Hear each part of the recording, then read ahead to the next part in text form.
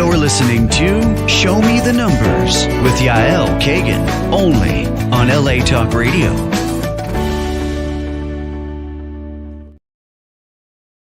Good afternoon from sunny Los Angeles on this Wednesday. It's 12 noon Pacific time. And welcome to the show on LA Talk Radio, Show Me the Numbers. I'm Yael Kagan. I'm a hypnotherapist with a private practice here in the LA area. I also master in neuro-linguistic programming, also known as NLP, and I master numerology. And I'm also the author of a book that I wrote about a year ago, which is it calls "Show Me the Numbers" or "Unlock Your Child's Potential," which came in two languages, in Hebrew, and then due to demand, translated into English. And the book in English can be found, purchased directly through me or through Amazon. And people who are asking for the link, I'm happy to send that. And I have today a guest, Rania. We will bring you over. And hi, welcome Rania to the show. Hi, Yael, welcome. Hi, it's a pleasure to have Rania. I actually know Rania for maybe close to 8 years or so, 7 or 8 years. I've known her as a friend, as one of the community member here, and I've learned a lot of things lately about her. And I was also at you were a speaker. Was it last week in one of our centers here in LA? And I heard amazing information about the Israeli Druze, sorry, and which Right. is right, exactly. And we were going to explore that. We're going to talk about it because it's basically the information is hidden. And when I met you that day, I told you that I took the time and I watched like a YouTube movie or documentary about it, and I learned a lot. And I was so happy telling you this is what I know, and you said not exactly. The information is very secretive, so we're going to dive into it as much as we can because I think it's important. As an Israeli, in my origin, I obviously knew the Druze and I even served with them. However, I didn't know nothing of what I know today, and it's very important to share it. And so I'm welcoming you again, Branya, and in very briefly just describe and tell the audience, the listeners, who exactly you are, and then I'll dive more into it. Thank you, Yael. First, thank you very much for having me in your program. It's Pleasure. my honor, and you know how much I appreciate you. So, my happiness today is very as a friend and as your host. So yes, the Druze issue, like for me, as I said last week, I grew up struggling with my identity because, as you know, the Druze religion is secret. So when I was, very young, at a very young age, I'm a very curious person, and I like to ask so many questions. And many of my questions were just, either denied to be answered, or they were telling me, "Okay, you'll know later. It's better for you not to know." That's why I came into this world where I want to know my identity and I want to learn more about it. Which is quite amazing. Now, you were born in Israel? I was born in a Druze village called Magar. Now it's a town, it's a city. And then my family moved to Dalat el Carmel. I think Which is in most the of the north. Israeli people know Dalat el Carmel. It's another Druze village in the Carmel Mountains near Haifa. Okay, I lived a few years in Tel Aviv when I was working there, and then I moved to Los Angeles 11 years ago. Okay, and you are married, right, to a Druze as well? Yes, I married. I'm married with Sam. He's also Druze from Dalat el Carmel originally. He's been here for more than 26 years, and I have two boys, Adam Beautiful and boys. Daniel. Thank you. Beautiful boys, and I have to say she's an amazing mother. And I knew more about you as a mother And as a wife, I'm not even sure if you were working back then. And I always said, this girl has a potential. I mean, she's lost somewhere. She needs to do something. She has that power. She's a leader, and she needs to do something else. And I think it came with the years, and that's also when we connected. But I have to dive a little bit more into that before we run into another subject. But can you explain who the Druze are? Are the Druze considered Muslims, or is it their religion, or how is it distinct from Islam? Because, like, even me as an Israeli, I did not know. Right, right. I didn't know either. So when we grew up, as I told you, you read on Wikipedia, on Google, back then on books, of course, and you see that we are part of the Islam. We were established in 121 in 1021 in Egypt by the Muslim Caliphate Hakim bi Amrillah, and then we were part of the Muslim Shiite sect, where we were separated from the Muslim Shiite sect back then in 1021, and since then our religion became secret. Now, while some of this story is true, because we have been in Egypt at that time, but the fact is that we weren't established at that time. We believe, according to our Torah Sheba'al Peh, which is the verbal in the told tradition in history, that we were way before the Islam. So our oral tradition tells a different story than what you can read in books and now on Google and Wikipedia. Our oral tradition says that we were way before Islam. We were discovered by the Muslim Caliphate as a group who worships God in somehow, in some way that aligned with his beliefs. Because even in the Muslim history books, this Caliphate, he traveled to Greece and to India and to the East, and he was so fascinated about this culture. And when he came back, he wanted to change the Muslim religion to a new religion that is more simple, more spiritual. And then when he discovered this group, so this aligns with our oral tradition that we say. So I can tell you, we are 100% not Muslims. Our religion is totally different, and we don't practice any of the 5 pillars of the the Islamic religion, even though I do respect every religion. But I have to tell this because I also respect my identity and have to be truthful to my identity for my kids, for my new generation that I'm responsible to. Now, this confusion is not a coincidence. For so many years, the Druze people were living in countries where oppression was part of the culture. We were oppressed, we were suppressed, massacres were committed against us, not only in the old history, but also recently, like in 2015, in 2018, even in 2021 in Syria. So we were followed and chased during the whole history of ours. That's why we had to hide our religion. And if you know, Yael, during the Ottoman Empire, everyone that wasn't Muslim, he had to pay tax only for being non-Muslim. Right. If we want to talk about apartheid at some point. So the Druze people were farmers, they were poor.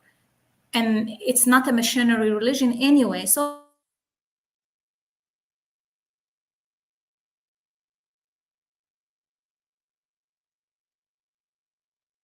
we lost you a little bit, Rania. 1 second. We can't hear you. We can see you.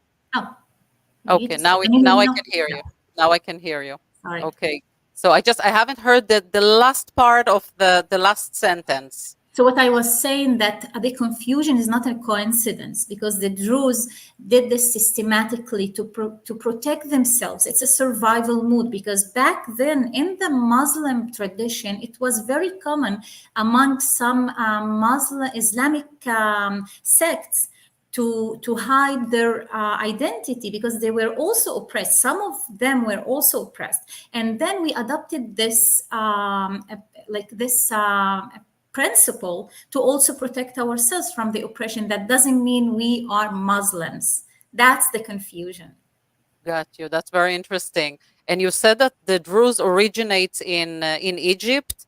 But No. where do you find Druze? I mean, that's what I read. I think you are saying it's not. So I do want to hear where do the Druze originate from, and where can you find Druze communities those days in the world?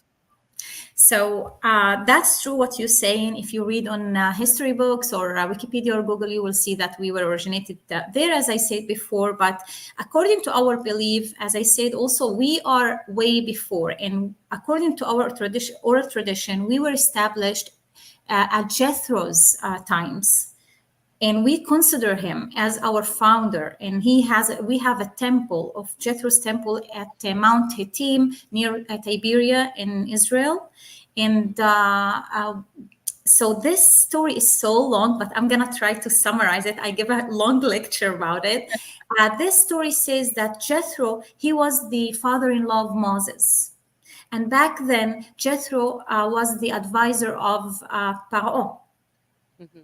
And when Paro wanted to eliminate the Israelites, back then they were called Israelites, he wanted to eliminate them, and he was getting the advice of his three advisors, Bilam, Eyob, and Jethro. All of them agreed that he would kill all the newborn infants of the Israelites to, limit their demographic enlargement. The only one that refused was Jethro. For that, he was punished and he was exiled to Midian. So some people say that he's Midianite. Some people say no, he's not Midianite. He's Canaanite, which is another nation that were known as very friendly to the Israelites. But that moment, he went to Midian and he became the priest of Midian. Many years later, when Moses had to escape Egypt, and we all know the story, I believe your audience knows the story, his adopted mother told him to go to Midian because there is only one person that can protect him, because he did protect the Israelites when he was the advisor of Paro. And back then he went to Midian. He married his wife. Moses married Jethro's daughter, Zipporah. So he became his father-in-law. But that's not the only connection. Jethro supported Moses all along the way. And even on Sinai, he admitted that Moses' God is greater than any God that he had knew. And even in the Torah, they say, Vayihad Yitro et bnei amo. Some say, Vayichad Yitro et bnei amo. Whether Vayihad or Vayichad, I want to just tell you a secret. It's not a secret anymore. Only I can hear, don't worry. No, it's not a secret anymore, but I want to tell you, like that I said earlier, that Druze and Jews rhyme, right? Right. So there's another thing that is similar. I know that Jewish people don't like anyone to call them Jews. Mm-hmm. And also the Druze people don't like anyone to call them Druze. Druze is a cursed name. We didn't call ourselves Druze. We don't like this name. This was, we were named after the Muslim Caliphate and the story in Egypt. If you want, if there is a time, I can tell it, say it to your audience. After that caliphate, do we have time to say that? Yeah, story? I mean. Okay, so let me go back to the common story that we were established in Egypt. So according to our belief, we existed in Egypt, but we weren't established in Egypt, even though in our oral tradition, we call that era in Egypt the exposure era, not the establishment era. So at that time, when that Muslim caliphate was fascinated about this culture, and one of his advisors, his name was Nashtakin Darazi, he was Persian, of Persian origins, he told him there is a small group of people who worship God in a way that you like, maybe you want to hear about it. He was so fascinated about this existed religion, and he wanted to expand it. He wanted to convert all Muslims to this new religion, and he succeeded, and he actually converted most of Egyptian people. When he died, some people say he was killed, some people say he disappeared, but his son came and he didn't like his father's way, and he wanted to reconvert them again to Islam.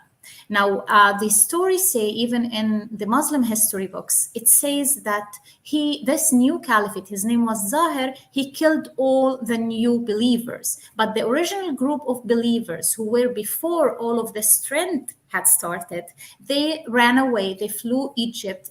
And this same advisor that helped the previous caliphates expand this religion, now he's helping his son killing all of these believers. So he followed them it's mentioned in the history books as the Mediterranean islands. They don't mention which island exactly. So he followed them and he met with them at one of the Mediterranean island, and there was a battle where these believers killed him. And when I say these believers, because they weren't called Druze, they were called Miyakhdim.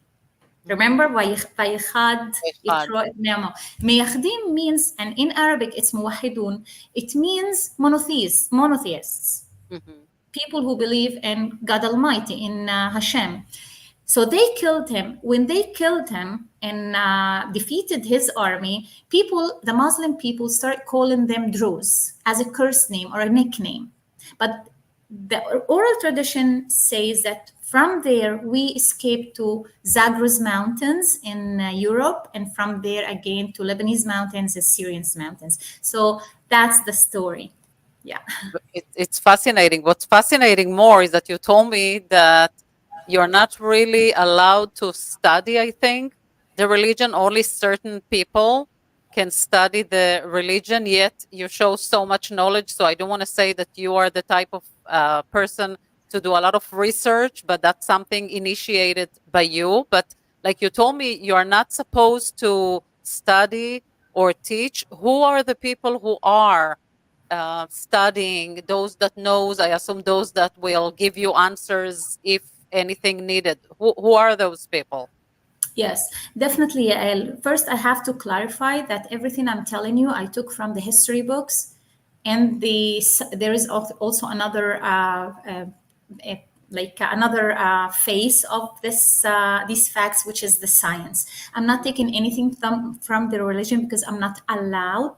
And I do respect this. Now, in order, according to Druze religion, let's call it Druze now because everyone knows us as Druze. According to the Druze religion, in order to be religious, you have to commit. Now, I'm not religious. I don't have to practice any religious, anything that related to religion. Now, if you want to be religious, you have to 100% commit to religion. Even religious people, not all of them have the same level of religion. So we have what we call Barani, sorry. Now when I'm speaking, we call Barani, which is the cover. Okay. Some religious people know only the cover. And the cover is whatever you see, and now they say that the Druze religion is exposed in universities and everything. This is what you see.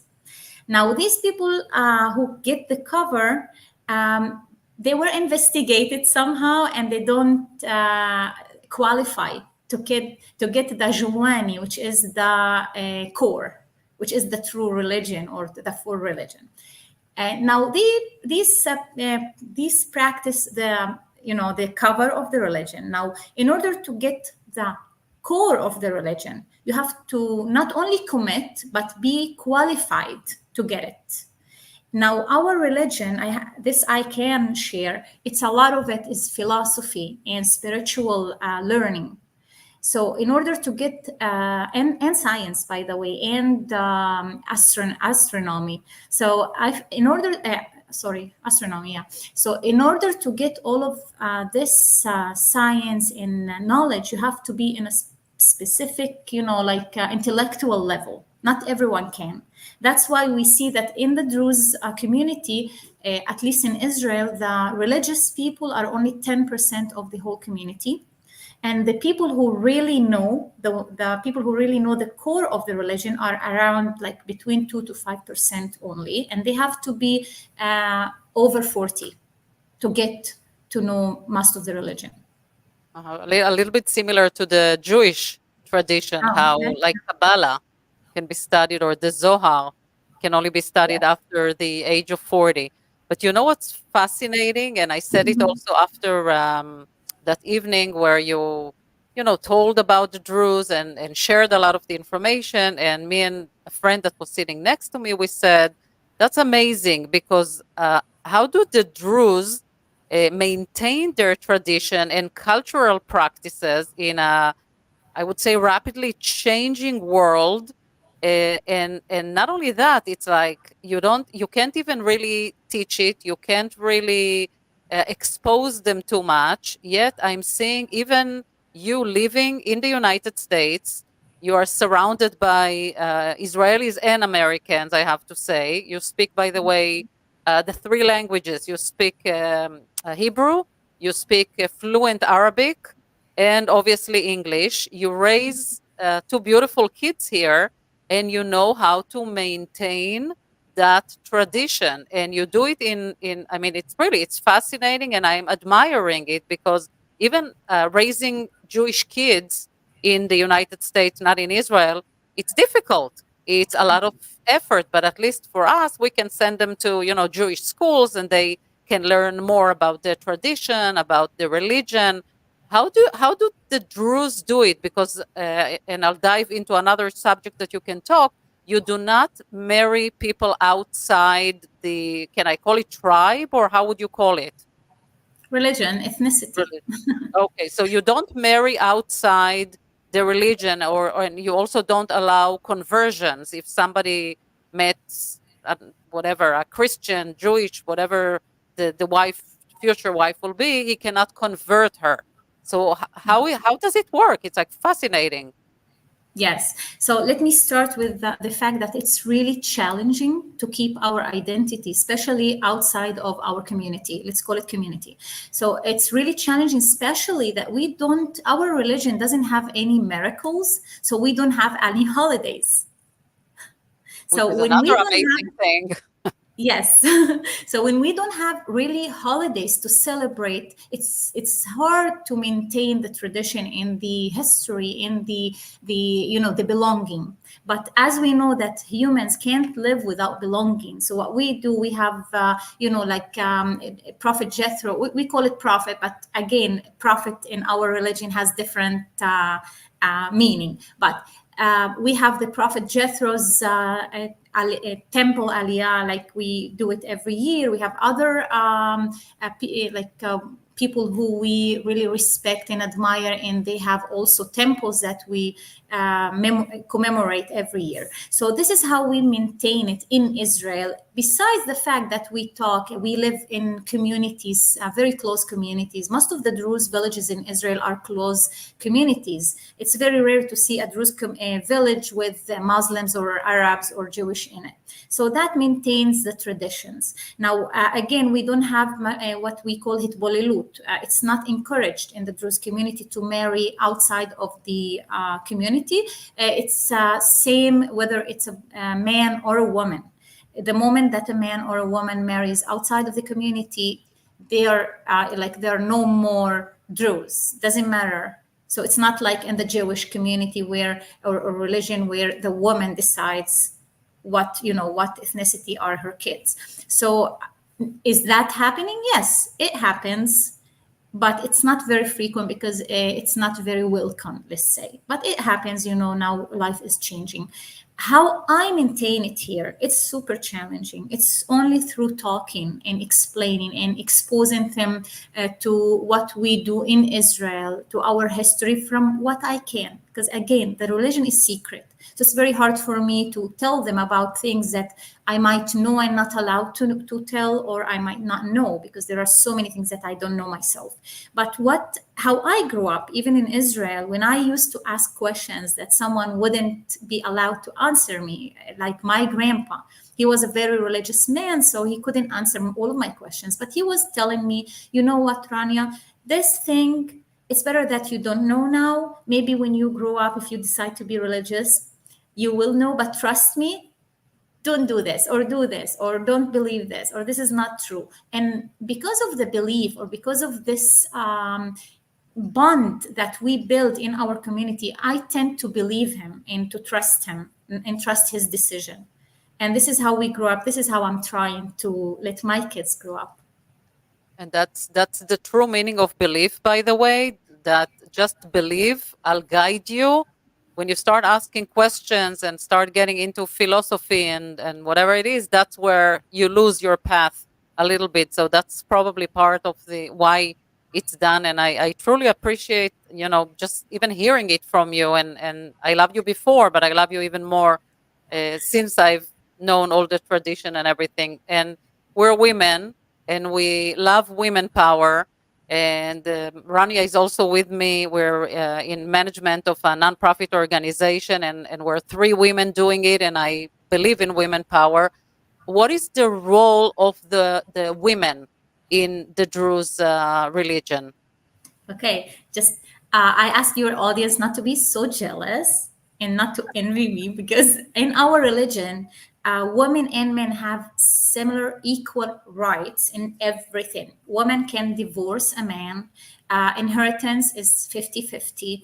Women can be religious leaders. So there is no difference. Actually, there are 2 differences, and they are both in favor of the woman, because women can should be either equally educated or more educated than a man, and it's a duty on the man, on her husband or whoever is responsible for the family economically, to fund her education until she becomes into similar level or more. Now, these days, women can fund and can learn themselves. And now we see that even in the Druze community, the women level of education is way higher than men, which is aligns very perfectly actually with our religion, even though it didn't mean it's not because of this, but reality is like that. And by the way, in 2024, the Druze women were the most educated women in Israel. They surpassed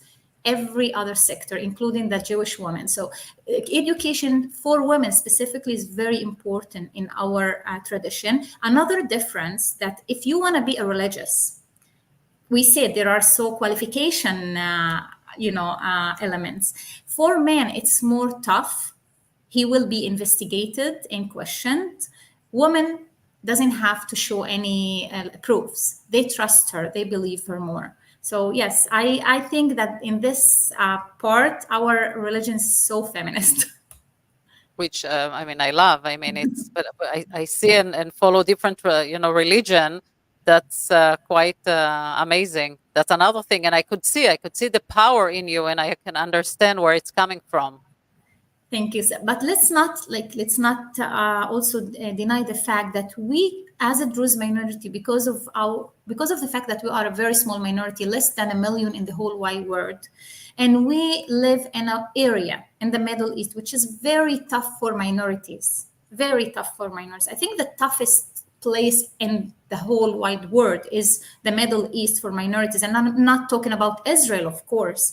I'm talking about the Arab world. And let's be clear about that. So we were so much affected by the culture that is common there. But according to the religion, it's totally different story about women and their rights. I have to tell also that in Israel, it was the only place that we could clearly say who we are, and also practice who we are without hiding behind other titles, let's say. Right, and that brings me towards the next subject of what you actually do today, but your relationship, the Druze relationship with the Israelis, or what you said before, the Israelites. They feel very equal in Israel, and it's interesting because, like you said, the Middle East is surrounded. It's mostly Arab countries, and some people would, claim that Israel is an apartheid. And it's interesting to hear, the way you see it, and to almost explain how do the Druze work so well as citizens in Israel, and you are equal in all rights. You are in the Israeli army and you have top positions. You are in the government. You are everywhere, basically. No one will see you as different. how do you explain that? Where is that coming from? And you're still a minority. I mean, you are, even if you are 1 million old, Israel is a very small country. It's only 9 million in population. So the Druze is probably, I don't know, few hundred thousand. 1.6%, which is 154,000, including the Golan Heights, which is another story that we can talk about. Okay, so I do want to talk about, being Druze. Now you're in the States, but you were born and raised in Israel. How do you explain that amazing relationship that we have with the Druze? And again, talking about people who are calling us apartheid, what do you have to say about it? So, Yael, allow me, please, to clarify one thing, because I think it's more my duty to my community to expose this also to your audience. So, Israel, as I always say, that is not perfect, but it's not for me or for you. Israel is a young country. I always say that Israel is a young country. It was established only 76 years ago. It was established after Holocaust. So we have really major issues that we need to work on. The Druze community is suffering right now from Kamenetz law, which is very tough law for us. But we know, as Druze people, it's not aimed against us. I explain it like this: we are like a collateral damage for what is happening in Israel because of the whole situation that Israel is living in. Since it was established. So let's just clarify this. But with that said, I say it with full heart that Israel is the best place to live in, not only for Druze people, for every minority. And I'm not saying that because it's a cliche or I like to talk about it. I lived it. I was born there. My family was born there. I'm a sixth generation in Israel. And I, lived the reality with its beauty and its, difficulties. We lived the war. I was born into war like anyone who was born into war in Israel. We all, we don't know, unfortunately, our life without rockets falling or buses exploding or a war here or there or operation here or there. This is our life. And my life wasn't any difference because simply, I was like any other Israeli. Now, in Israel, we have to mention there is 20% Arabs. Among these Arabs, most of them are Muslims, 80%. These 20%, they don't serve in the army as a mandatory service. Some of them volunteer, of course, we have to mention that, but most of them don't. The only minority in Israel who serve in the army as a mandatory service is the Druze people. Mm-hmm. And that is not a new thing. It was since the 50s, the early 50s, like I think 2 or 3 years after Israel was established. And also, let's mention that the Druze people took part also in the 1948 war. Mm-hmm. So this is the new connection between the Jewish people as Israeli people and the Druze people. We lost the best of our kids in Israeli wars, just like any other Jewish religion or Jewish family. So our bond with the Jewish people in Israel, we call it blood covenant, and some people like to call it life covenant because it's not only in the army. We are also represented in every other sector in Israel. We are in the Knesset. Our representation in the Knesset is way more than our percentage in the community, by the way. We are in the Knesset, we are in the army, of course, we are in public sectors, administrative, everywhere, judges. My husband's cousin just got to be a judge just last week. So we are everywhere. And why is that? Is Israel treating us differently? No. Israel treats all of its citizens just the same. The reason is because we treat Israel differently. We accept what Israel want to give us. And when you accept what your country want to give you and you consider yourself fully citizen, that will happen. I wish that Arab people in Israel will do the same, because the law in Israel, everyone is equal. All of us have equal legal rights. It's just upon us to accept this or not to accept it. And the reality is that the Druze people accept this bond and they go through it, they go with it. 100%. And I do want to say that Israel does treat the rest of the Israeli Arabs the same as well. They have equal rights. The only one that we do not treat equally is if they are terrorists and they become against us and try to hurt us or destroy us. Then what can you do? You have to defend yourself. So, You know and what? yeah. Sorry, go ahead. No, I just wanted to say we have Sarah that is on live stream here. So hi, Sarah. And obviously she says, thank you, I have to say Rania. something about Sarah. I'll give you a second. So when we reach that part, I have to say something about her. But hi, Sarah. But And you know, like I yeah. have to say something that when I speak to people here, even to Jewish people, some of them don't even know that there are 20% of the Israeli people are not Jewish and they have fully legal rights. This is a fact. And some people, unfortunately, they think that all Arabs in Israel are Palestinians. Right. No, most of them, 99% of them, are Israelis. They have the Israeli citizenship, they have the Israeli legal rights. The only group in Israel that don't have Israeli, among the Arabs, that don't have Israeli citizenship are the people from East Jerusalem. And this reason why, because they refused it. And 67, they refused to get the Israeli citizenship. Correct. Absolutely. And that obviously brings me, I mean, it's only natural for me to go now into what you do in those days. I believe you did it before October 7, but definitely since October 7, you are in advocacy for Israel, which you will tell a little bit, but also get into why is it so important and authentic when someone like you, I mean, we're both Israelis, we are the same. But if I will talk and explain something about Israel or talk in defense, they will say, but you're Israeli, you're Jewish, obviously you will defend them. How does it look differently when you go, you're a public speaker, you go and I'll give you the microphone to tell exactly what you do now and how you work and where you go and where you speak. I'm sure there's audience that may want to, find you and hear you, but let me hear you as an Israeli doing advocacy for Israel. I want to hear that from you. Okay, sure. First, to answer your question, there are two layers to answer your question. First, you asked me why it's important to you. As a mom, let's start from this. As a mom who lives in the USA and was born in Israel and knows Arabic, so I have all the reasons why having the right facts matter. For me, like when I grew up, that when facts really did matter to us. We were checking facts. And it was so hard to check facts. You had to go to the library to check fact or to ask and to make investigation. Now it's very hard very easy to check fact. You can just ask Google or ask ChatGPT and they will give you all the facts. But for some reason, facts seem not to matter anymore.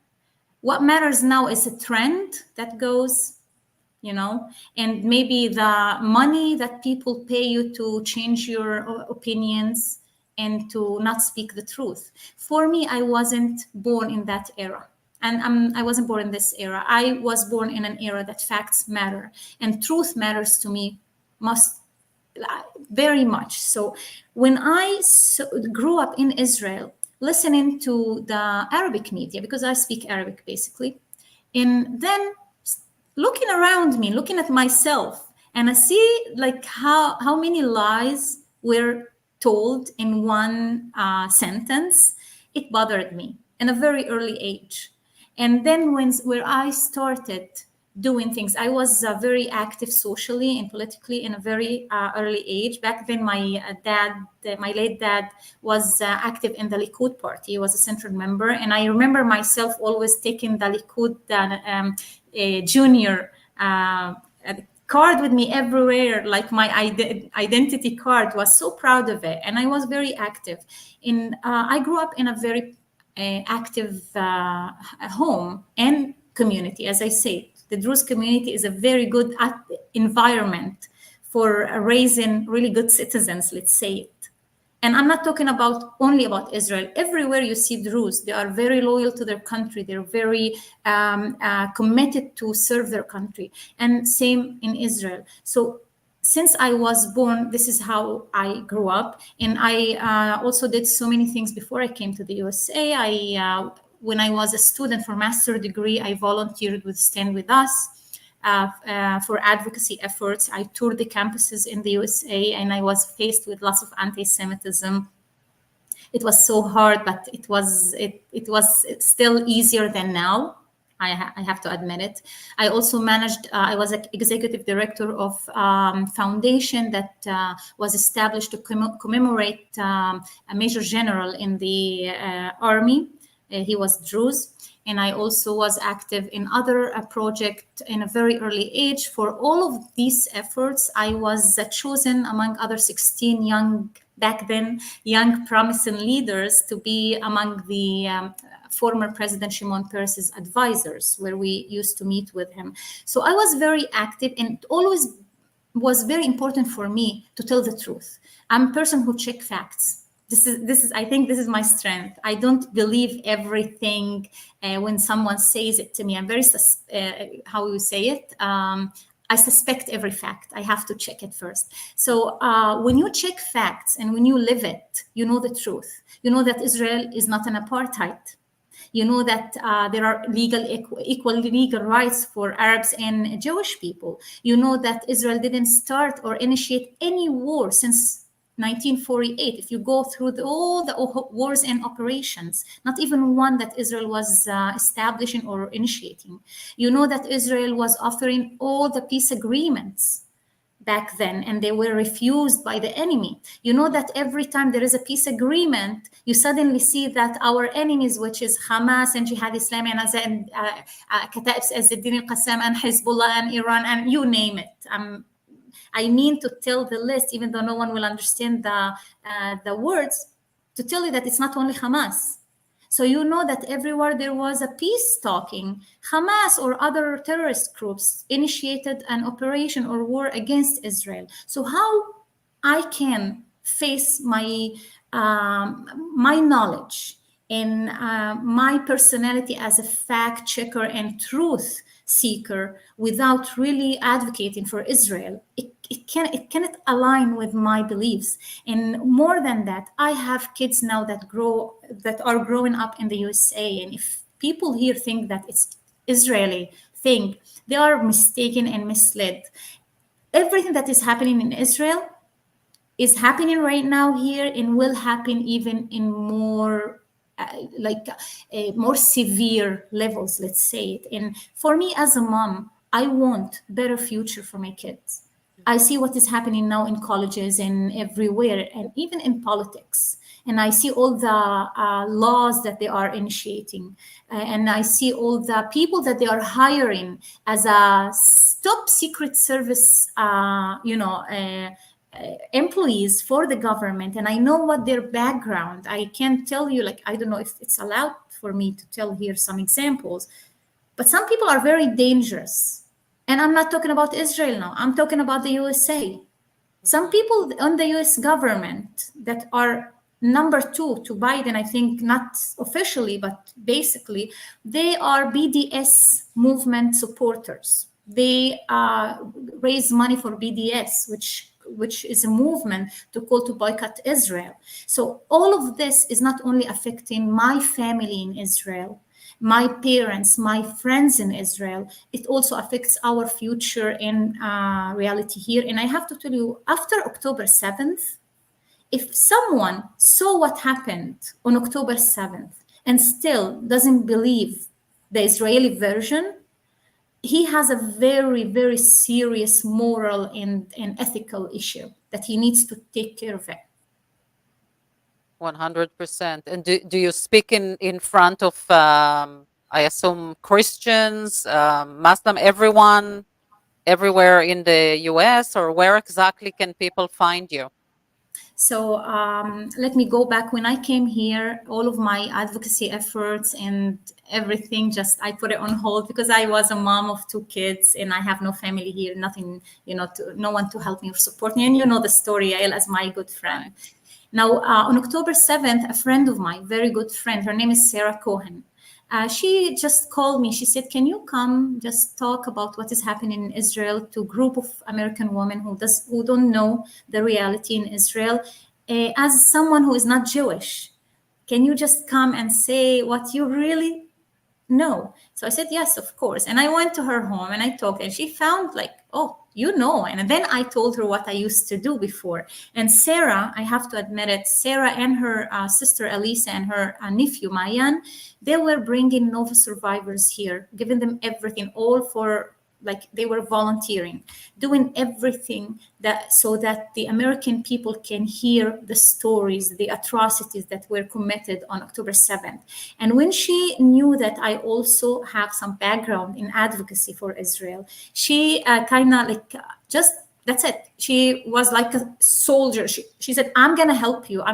Your voice has to reach every place that I know." And she started, contacting people, and she does this while being a mom of three and having her own business as well. So thank you so much to her. I really owe everything to her. And we started having speeches in synagogues, in churches, in also big organizations. I was a keynote speaker at Club Z a few months ago. I was in Valley Outreach Synagogue. I was in also a church, Shepherd or Valley or the Valley. So everywhere. We're trying to reach as many people as possible. We try to reach audience who are not Jewish or Israelis, which is very important. And anyone that hears, listens to us now and can help with these efforts, we do that because we really care. So they are more welcome to contact us and help in these efforts. I think everyone should listen to the Israeli story, because no one in the mainstream media is giving the Israeli story a chance to be heard or listened to. And it's upon us. As I said, Yael, and I know you are the same. We don't wait for people to change our reality. If I want to change my reality, I have to do what I can to do it. And this is what I can do. This is what I know how to do it. So these are my efforts now. Yeah. 100%. And I thought I'll have enough time to get into numerology a little bit, because how can I not look at your numbers? Right. But we only have like 2 more minutes. But I do want to say, from, a quick, look at it, you're obviously a leader. You're obviously a peace seeker. You're a person who's a justice seeker. You want to see that there is justice. And I don't want to say one thing. We were talking about reality, what is real and what is not. And there's a confusion in the world. There's no question that every picture can be looked in two different ways. And people are like having the time, the problem to figure out which one is true. So first of all, when you see, and that's my advice to people who can hear that, and I repeat it in every show, when you see that there's two ways or two footages to the same story, you better investigate it. And I say about October 7, and I had also a Zaka volunteer here, don't just look at what Israel is showing you. If you don't believe Israel, which I don't understand why, but even if you are not, then go search for different things. And one of the things I want to say, even before October 7, the leader of the Hamas, Sinwar, who was in an Israeli prison, had a very rare cancer. We did not let him die in prison. We are not like that. We brought him to an Israeli hospital. We performed a very difficult and rare tumor removal from his brain. And not only that he is alive and was released from jail, from Israeli jail, he is now coming against us, attacking our children, our women. But more than that, the terrorists themselves took pictures and videos and put them on Telegram live. Same time when they were doing what they were doing, they put it live. So go search for it. Don't look just for what Israel is putting out there. Israel is very bad, actually, in advocacy. We need more people like Rania, to do it. But go do some research. Use your brain. Don't just look at what's out there. So that's why I admire people like you, and I always try to bring people like you. how can people get in touch with you, Rania? We have like less than a minute. So we have an email called actforisraelevents@gmail.com. It's one shot, actforisraelevents@gmail.com. You can contact us if you have any events that you want us to come and speak. I'm not saying speak for Israel. Speak the truth. Speak the reality. From someone Search who the knows. truth. Search the truth. And I always tell them, everything I say after the lecture, please, come to me and I will give you the resources that you can check yourself.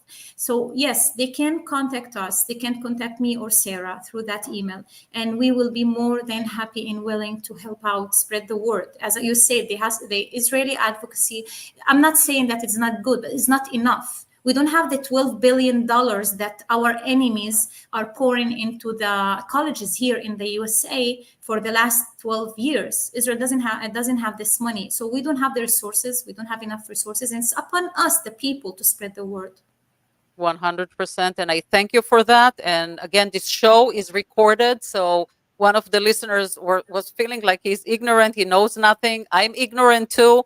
And I learned that there's a reason why we don't know enough. So you can watch the show from the beginning. It's going to be shared on my personal Facebook page. And I'm sure Rania herself will share it. You can ask questions. Thank you for being here. Love ya. Rania, I love you. You see, love you, Rania went together because I love you. You're an amazing person, and really, thank you. Thank you for being here today. Thank you so much, Yael, for giving me a chance. It's your show, and I really so honored to be with you. Thank you. Thank you so much.